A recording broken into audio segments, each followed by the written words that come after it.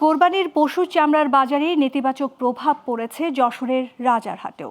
সরকার চামড়ার দাম নির্ধারণ করে দিলেও তা মানেনি এখানকার চামড়ার ব্যবসায়ীরা। বিক্রেতাদের অভিযোগ, ন্যায্য দাম না পেয়ে লোকসান ও ঋণের বোঝা নিয়েই ফিরতে হচ্ছে তাদের। আর কিভাবে কমাবেন লোকসানের বোঝা, এ নিয়ে চিন্তিত ব্যবসায়ীরা। যশোর থেকে ওবায়দুল ইসলাম অভির তথ্যচিত্রে ডেস্ক রিপোর্ট। দেশের দক্ষিণ পশ্চিমের সবচেয়ে বড় পশুর চামড়ার বাজার যশোরের রাজারহাট। প্রতি বছর কোরবানির ঈদে এ হাটে বেচাকেনা হয় ২০ থেকে ২৫ হাজার পিস চামড়া। সেখানে এবার এসেছে মাত্র ১০ হাজার পিস। সরকার আগেই গরু খাসির চামড়ার দাম নির্ধারণ করে দিলেও মানছেন না কেউ। এখানে গরুর চামড়া বিক্রি হয়েছে মাত্র ২০০ থেকে ৫০০ টাকায়, আর খাসির চামড়া ২০ থেকে ৫০ টাকায়। চামড়া এখন তারা লবণ দিয়ে শেষ করতে পারেনি, যার কারণে স্বাভাবিক আশেপাশে মনিরামপুর, কেশবপুর, নাবারণ এখানকার চামড়াটাও সব আসেনি।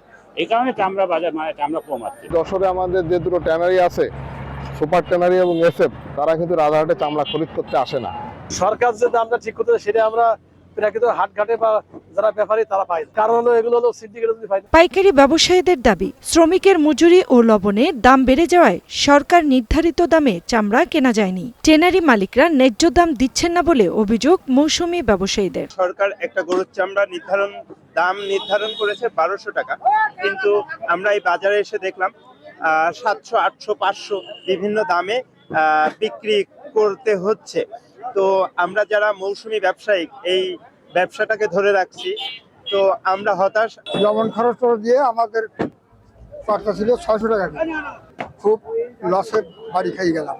মাঠ পর্যায়ে সরকার নির্ধারিত দামে চামড়া সংগ্রহ ও সংরক্ষণ করা কঠিন, তাই ব্যবসা টিকিয়ে রাখতে বকেয়া আদায় সহ চামড়া সংরক্ষণাগারের দাবি ব্যবসায়ী নেতাদের। ট্যানারির মালিকরা এই পেমেন্টটি তারা কুরবানির আগে সম্পূর্ণ পেমেন্টটি করে।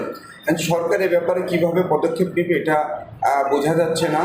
অতএব আমি আশা করছি সরকার অবশ্যই এই চামড়া শিল্পের প্রতি একটি পজিটিভ একটি উদ্যোগ রাখবে। রাজারহাটকে ঘিরে দক্ষিণ পশ্চিমের প্রায় ১০,০০০ ছোট বড় ব্যবসায়ী চামড়ার ব্যবসা করেন। ঈদ পরবর্তী সময়ে প্রায় ১০০ কোটি টাকার চামড়ার হাতবদল হয় এই হাটে।